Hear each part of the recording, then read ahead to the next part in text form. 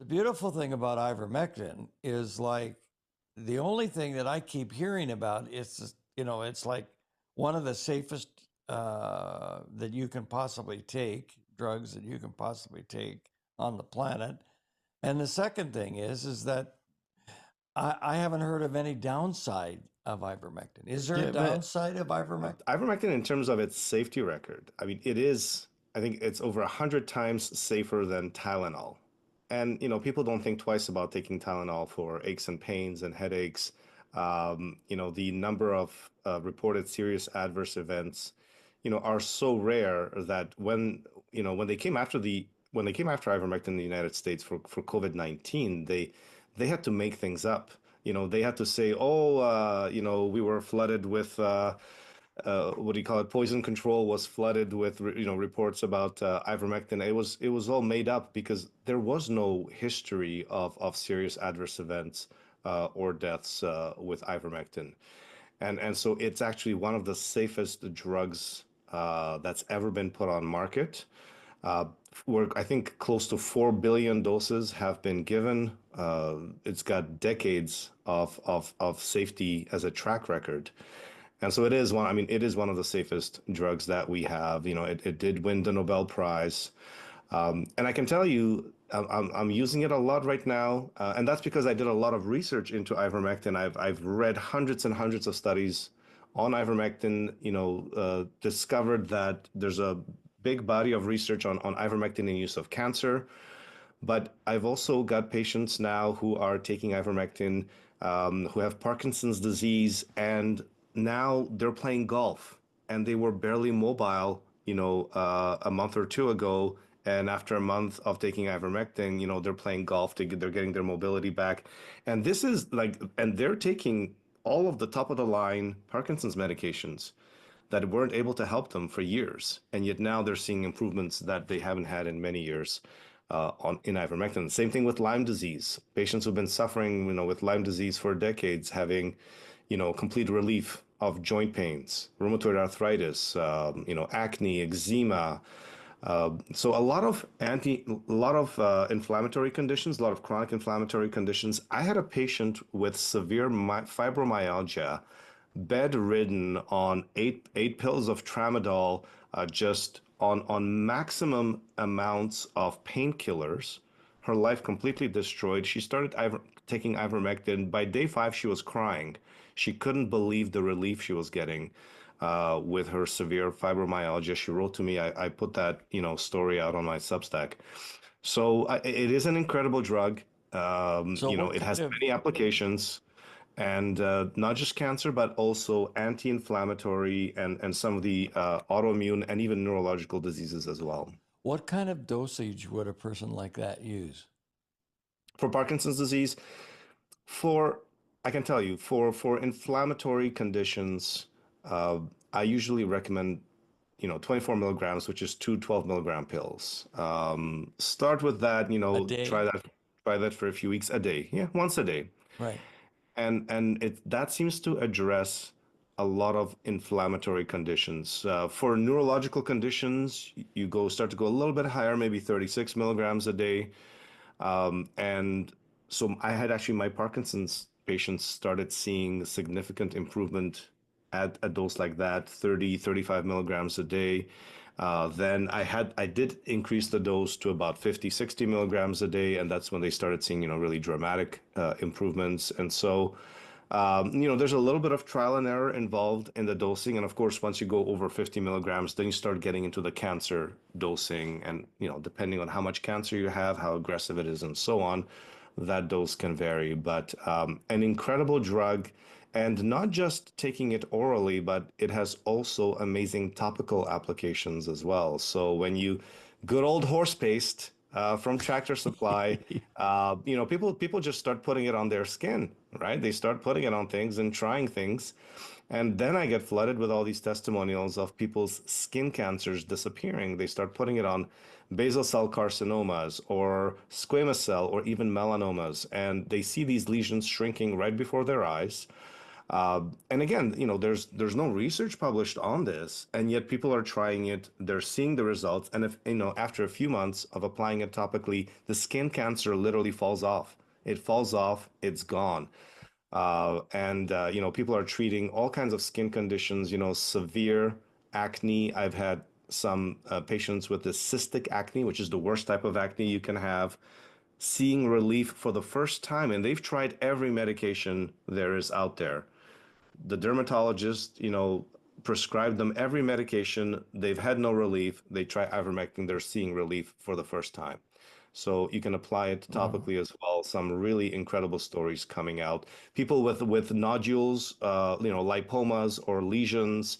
I have breast cancer patients that have, for example, axillary lymph nodes. They're putting topical ivermectin on, and they can feel the cancerous lymph nodes shrinking as time goes on. So an incredible and versatile drug.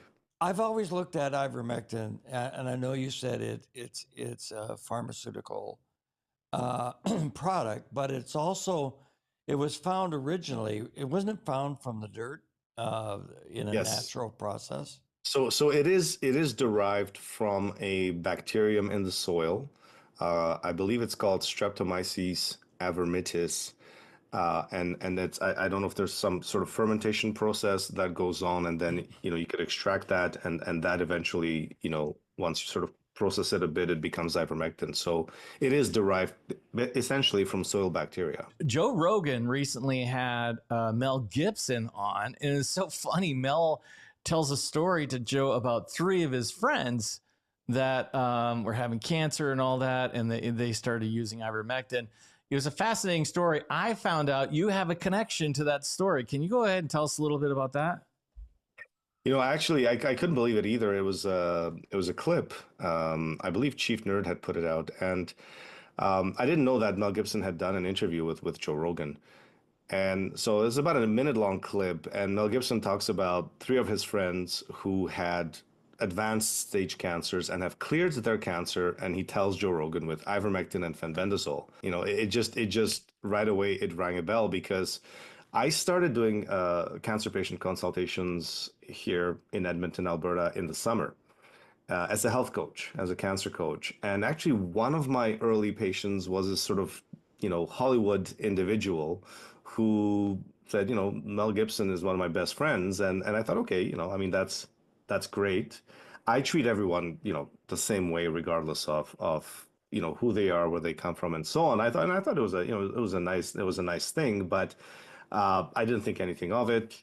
We had a good session. He's doing great. And then when I heard Mel Gibson talking about it, I thought that has to be one of those three friends that he's talking about. And I thought, wow, okay, and it blew up because I get attacked a lot for looking at ivermectin as a repurposed drug for cancer.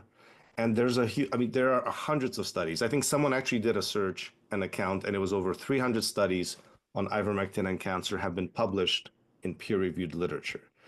So this is not something that is, some sort of a fringe, clinic down in Mexico doing experimental stuff. This is hundreds of peer-reviewed published papers on ivermectin and cancer and the effect of ivermectin in various cancers. And so I've started using it and started helping patients with it, and patients are seeing tremendous improvements. I have a number of patients who were stage 4 who are now cancer free. I have patients who were told by their oncologists, you shouldn't be alive. That should not be possible. You shouldn't be here. And they're cancer free. I had a patient who was offered MAID, medical assistance in dying in Canada as part of her treatment, and she's cancer free. So, I've been very involved in helping patients with this. But again, it's not a mainstream thing. It's something that 80 to 90% of my patients are not telling their oncologist they're doing this. Now, most of them are still getting their chemo, they're still getting their immunotherapy, and I don't tell any patient, don't take chemo or immunotherapy or surgery. I never advise patients one way or the other in terms of mainstream treatments. That's not my role, I feel. that is, their relationship with their doctor, and their doctor has to give them the full informed consent for them to decide whether they want to do chemo or not. When patients come to me, either they've decided already, or I say, look, this is what you can see with ivermectin, but ultimately the decision is yours. So, there's been attacks and very significant attacks, defamatory attacks coming from doctors, coming from people like Timothy Caulfield, who again is chiming in from University of Alberta, Mr. Misinformation. They're claiming, oh, Dr. Makis is going to get people killed and all this. That's absolute nonsense. I am seeing patients who are struggling, their chemo's not working, or they've been abandoned by their oncologists, and I'm just trying to help people out. But I had no idea that Mel Gibson was going to, put a spotlight on this kind of treatment with repurposed drugs, with ivermectin, with fenbendazole. So it's out of the blue. So my mailbox was just flooded, with hundreds and hundreds of emails and requests for treatment and so on. So it's been an extremely busy weekend since that clip So what do you do with went viral.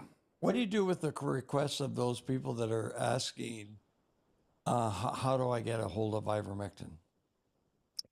I give people some links, some suggestions on where to obtain ivermectin. At this point, these are off patent. So ivermectin's off patent. Mebendazole, I believe, is off patent as well. Fenbendazole is not FDA approved, but it's widely available.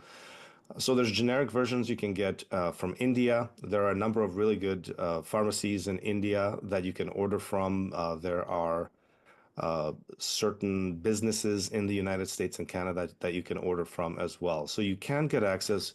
We have somewhat okay access to these repurposed drugs like ivermectin and fenbendazole in North America. It's much harder to get in the UK, in Australia, in most of Europe. It's very, very difficult to get ivermectin or fenbendazole in these places. And even in the United States, Dr. Mary Bowden, a very outspoken doctor in the United States who has treated many patients with ivermectin and has saved many lives. She actually put out a poll on Twitter recently asking where people get their ivermectin.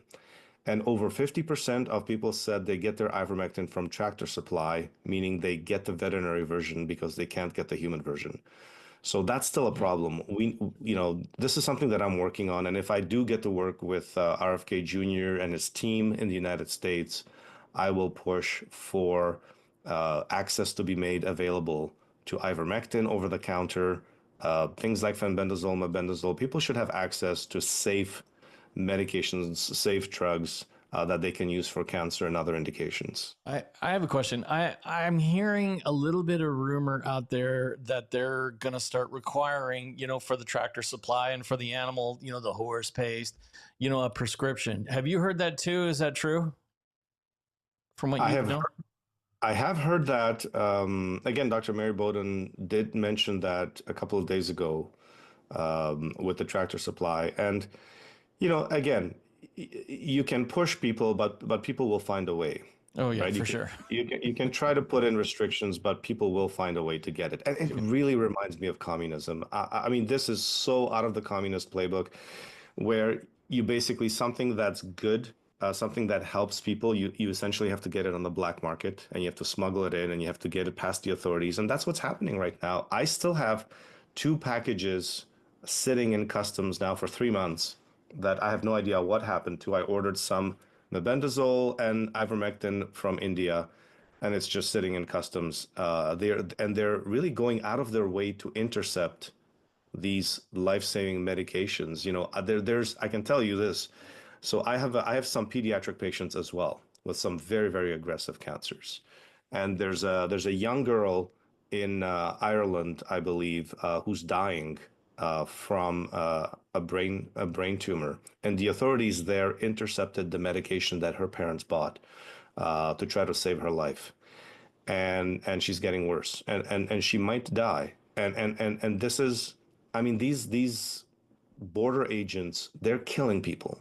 They are actually killing people when they're doing this, when they're intercepting generic safe medication. They have no business, no right to do that. And they're literally withholding life-saving medication from patients who are dying. This is a crime as far as I'm concerned. This little girl might die because some customs agent, who got a phone call and was told, hey, you got to intercept every package from India because there might be ivermectin in it. Not heroin, not cocaine, not fentanyl, but ivermectin. This is what they're focused on. This is what our Canadian Border Services agents are focused on. Yeah. What about us manufacturing our own ivermectin? Well, we certainly could, and Canada could lead in this. But again, another project for Alberta Premier Danielle Smith to potentially, become a hero in. But instead, what we get is the last doctor who prescribed ivermectin was fined $40,000 by his college, and his license was suspended for several months. And you know which province this was? Alberta. Saskatchewan. Oh, It was the most conservative province in Canada, acting like they might as well have been run by Trudeau. So we have a serious problem in healthcare in Canada. We still have persecution of good doctors, ethical doctors, doctors who use, safe drugs like ivermectin, and drugs that are actually safe and effective, not the contaminated injections, COVID vaccines that everyone's been injecting and falsely claiming are safe and effective. I guess, listen, you keep using the word fembezinol and this other one. It gets zero attention because all we do is talk about ivermectin. What are these other ones that you're mentioning, and what do they do? Okay, well, I'll tell you, fenbendazole. So ivermectin is known as sort of a horse or sheep dewormer, right? And that's how it was attacked. Fenbendazole is referred to as a dog dewormer. It's also an antiparasitic drug. And so, yes, it's dog medicine. It's dog medicine. But fenbendazole was popularized. It was discovered around 2008. There were researchers who were studying mice with cancer, with lymphoma, and another group was studying brain cancers. And the mice had parasites. So they gave them antiparasitic medication in their feed, and this was fenbendazole. And they come back and they want to work with the mice, and the tumors are gone. They basically cured the tumors in their mice, and they were upset because they were trying to study the tumors, and they accidentally cured the tumors in these mice. and so they were upset, but they published it. And they said, look, there's this medication, and it happened to cure the tumors. And that's how it all started in 2008. And then there was a gentleman in Kentucky named Joe Tippins who was diagnosed with stage 4 small cell lung cancer. It was a death sentence, extremely aggressive cancer. And his doctors effectively sent him home to die. And he had a veterinary friend who told him, he said, hey, listen, there's this drug called fenbendazole. It's a dog dewormer, but it's curing cancer in some studies. Why don't you try it? What have you got to lose? And he did. He cured his stage 4 small cell lung cancer, and he's still here today, 7 years later, talking about it. He had 1% chance of survival, over the following year. He was supposed to be dead. And so he popularized it. He went on TV shows, and back then, that could actually get on TV, right? That kind of a story could get on. It's never going to get on TV today. It would never be allowed. Speaking of fenbendazole, not only does it get rid of parasites that live inside your body, there have been studies that show fenbendazole can help with cancer. Listen to this testimony of Joe Tippins, a cancer survivor, thanks to fenbendazole. 2 years ago, Joe Tippins says he was told to go home, call hospice, and say his goodbyes. The doctors were unanimous. He was going to die of small cell lung cancer. Once that kind of cancer goes that far afield, the odds of survival are less than 1%, and the median life expectancy is 3 months. Tippins says he got a tip, not from a pharmacist, but a veterinarian. And in his desperation, he turned from people medicine to dog medicine. Specifically, fenbendazole. My insurance company spent $1.2 million on me with traditional means before I switched to a $5 a week medicine that actually saved. He gets on TV and he starts telling the story, and he made it popular. He brought it to a wide audience. Now there's a Facebook group, with fenbendazole and cancer support group. It has over 100,000 members. This is not something fringe. And then in 2021. There was a group at Stanford University Medical Center, and doctors, MDs from several specialties had gotten together and published a study about 3 cancer patients who used fenbendazole and cured their stage 4 cancer. They had failed every chemo. They had tried every single chemotherapy from their doctors, failed all of them. Their cancer was progressing. They were going to die. They tried fenbendazole, and they all did the same dose, and they all cured their stage 4 cancer. This was published in 2021 by Stanford University. Now, the irony there is that they would not be allowed to suggest that treatment to those patients because it's not FDA approved. And so they would not be allowed to do it, but because the patients did it on their own, and they were nice enough to actually publish it and let us know through, the scientific publication process. Can I tell you a very quick anecdote? Because I get cancer patients, but now I get requests to treat dogs and cats, and so it's and I had one patient. He said, you're curing my, I think it was my brother's lung cancer, and his lung cancer shrinking and everything. But we also have this family dog, and can you do a consult with the dog? And I'm just like, oh, it's never going to end, is it? So no. It works for dogs too, though. Thank you for being on the show.